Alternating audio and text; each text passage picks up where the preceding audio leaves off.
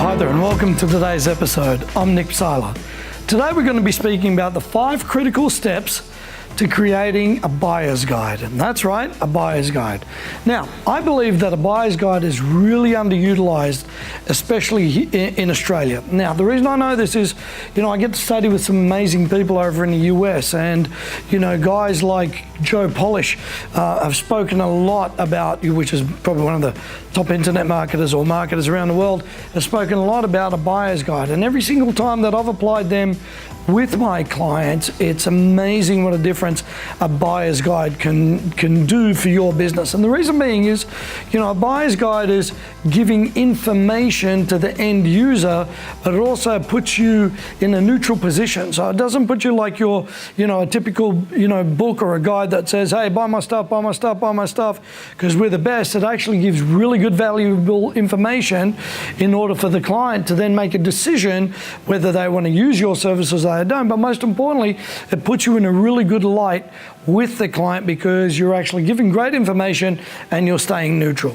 All right, so let me get to the 5 critical steps I believe that you need to have when you're creating a buyer's guide.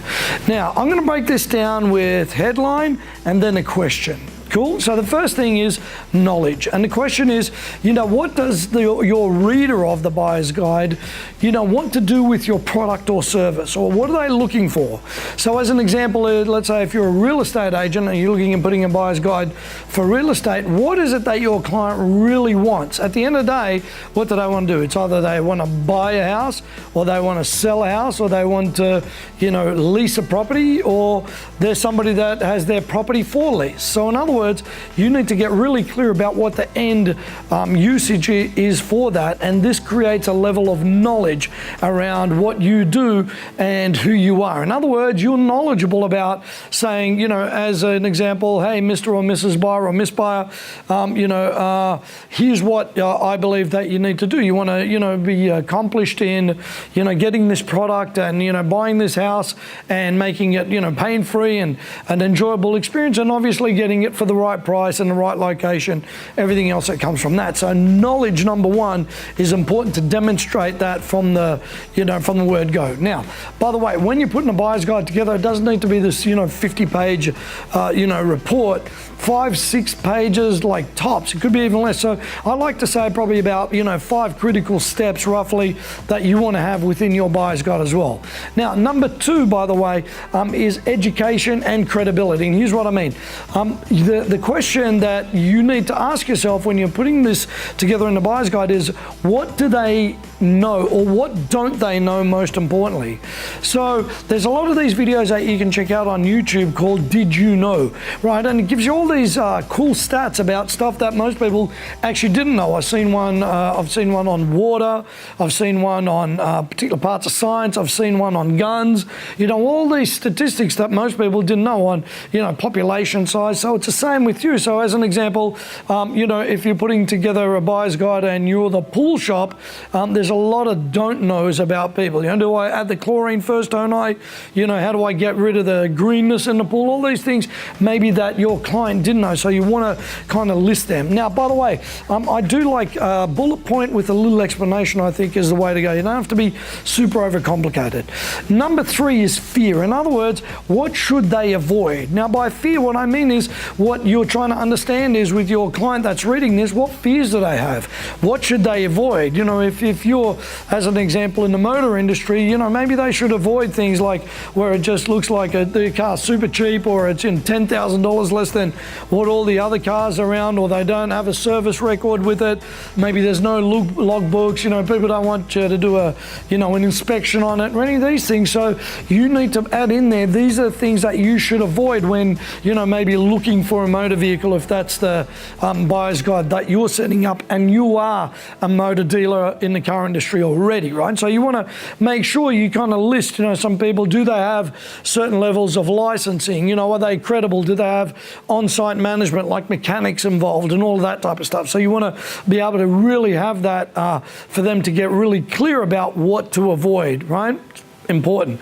Now, the next thing is influence. In other words, what should they check off? And this lifts your level of influence. So you can say, look, make sure before you choose, as an example, even a business coach, as an example, here are the 8 things that you need to check off to make sure they're right. You know, do they have a credibility? Have they, you know, used their own marketing? Do they have, you know, proper sites? Have they got enough testimonials on their site? You know, are they industry specific for you? Whatever it may be, you want to kind of check these off. Just a simple checklist. This could be a part of the buyer's guide. It could be actually something that folds out and gives now somebody a tool to use it, whether they use it with you or they don't.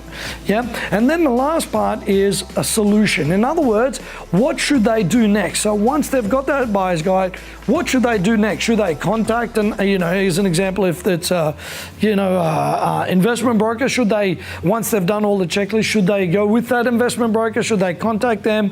What should be the next scenario that you want your client to do? So if you're giving them a buyer's guide, you may say, hey, for a free maybe consultation or a free valuation of your property, or maybe just as a get together, I'd love to give you some more information on this that I couldn't put within the buyer's guide, and here's what you do next. Simply call our office, or maybe send us an email, or send us an SMS, and we're going to be good to go.